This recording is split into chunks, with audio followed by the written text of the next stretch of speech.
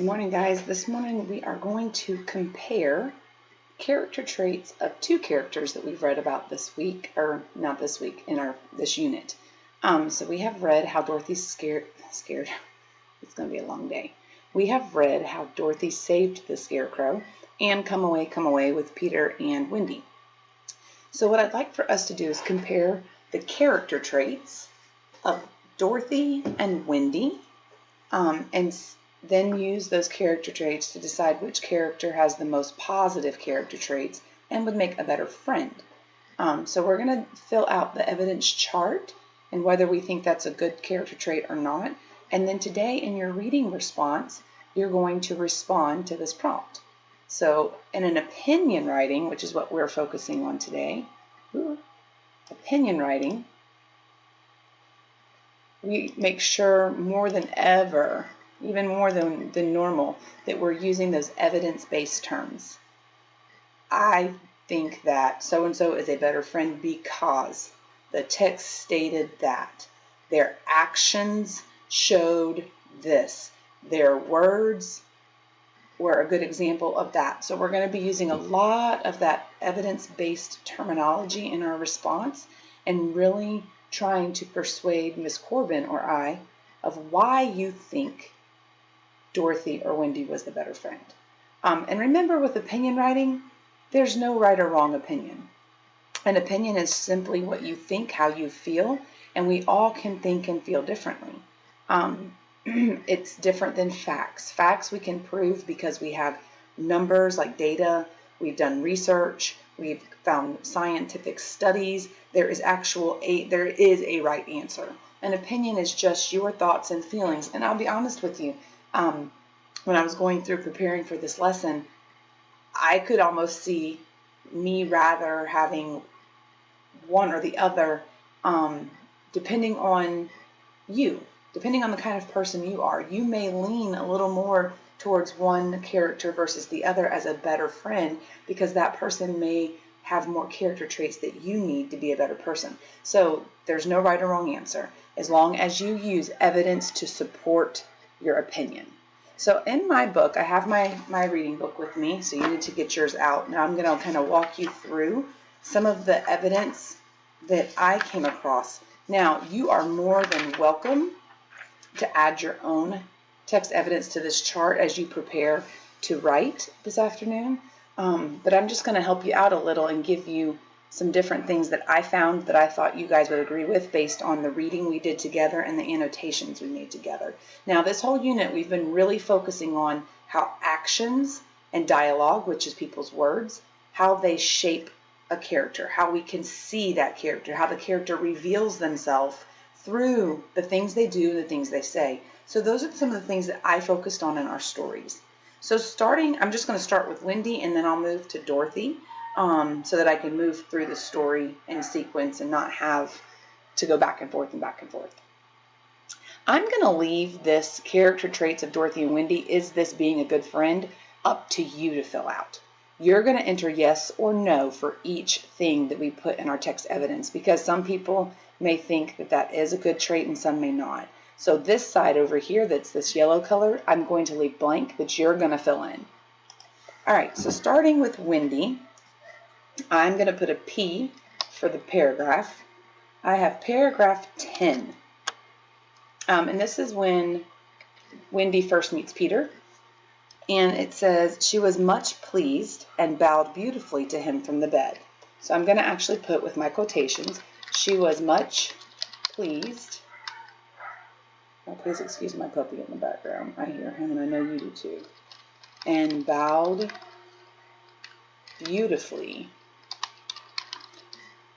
to him from the bed. And the reason I chose to put this was because I thought this was an action that showed us a little bit about Wendy's character. And I'm not going to say anything else because I want you to decide, is that being a good friend or not being a good friend. And this isn't a strong text evidence because this is just she's meeting him, but it kind of starts us off with the first introduction to Wendy and her mannerisms and how she acts towards others. Then in paragraph 14, right down the page, she says to Peter, she's talking about his name. And I'm only going to put what she says, but you can go back and read before that, because she says she was already sure that he must be Peter, but it did seem comparatively shortening. Is that all? Because this caused Peter to respond in a way that may or may not have been offensive. So I'll let you guys, another just use of dialogue.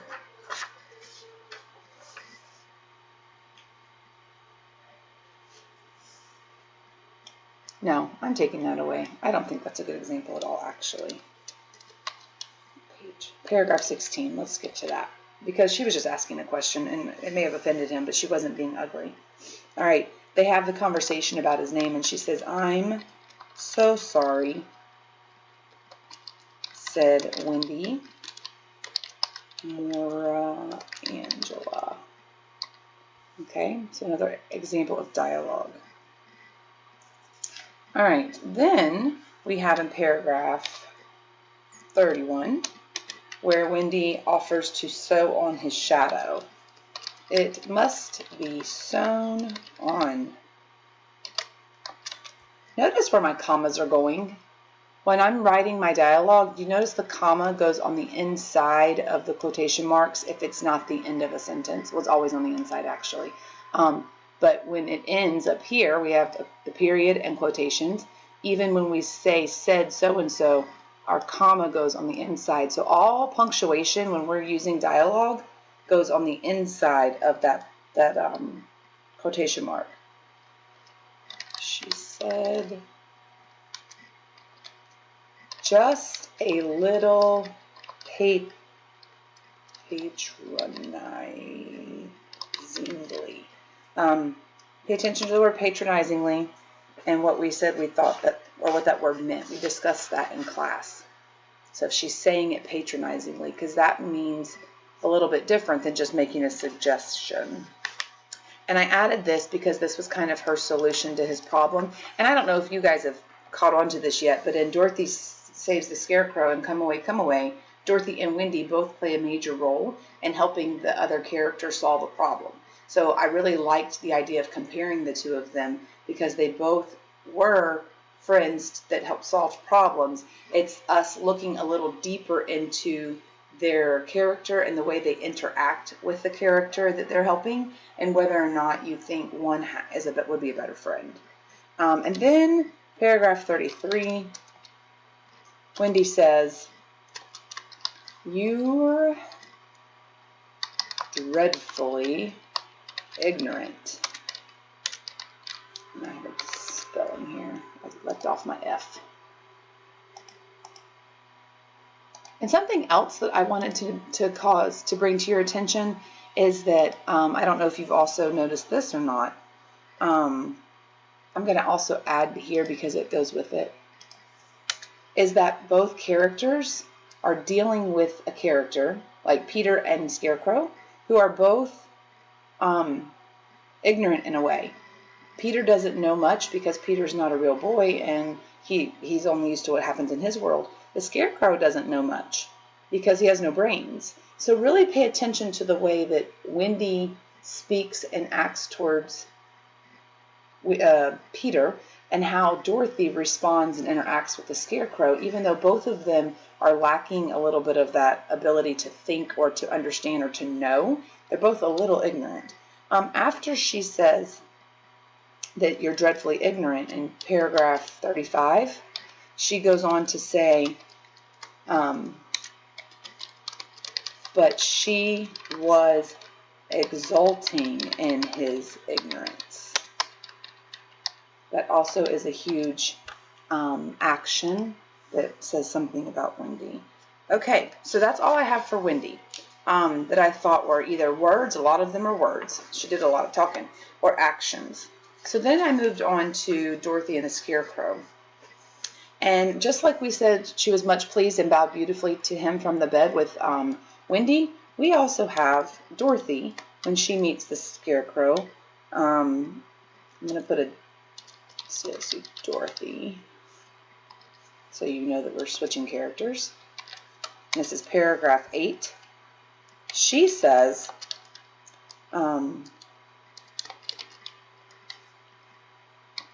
I'm pretty well, thank you.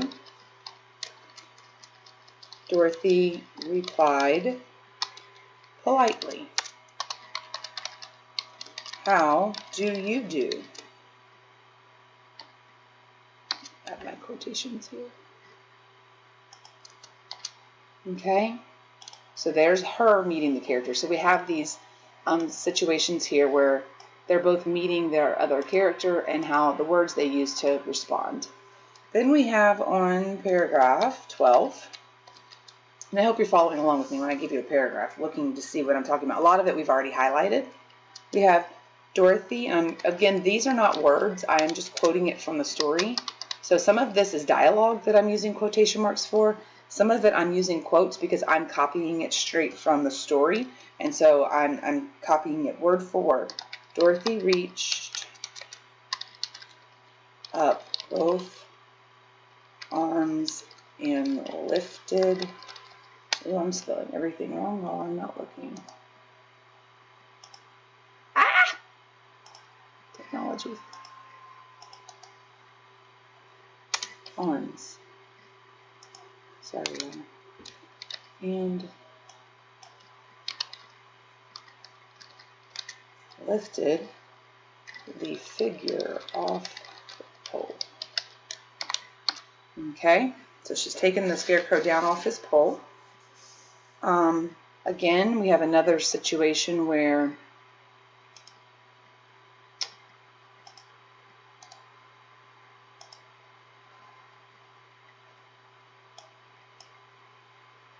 she speaks to the scarecrow and tells him, like Wendy did, how she's awfully sorry for you. I am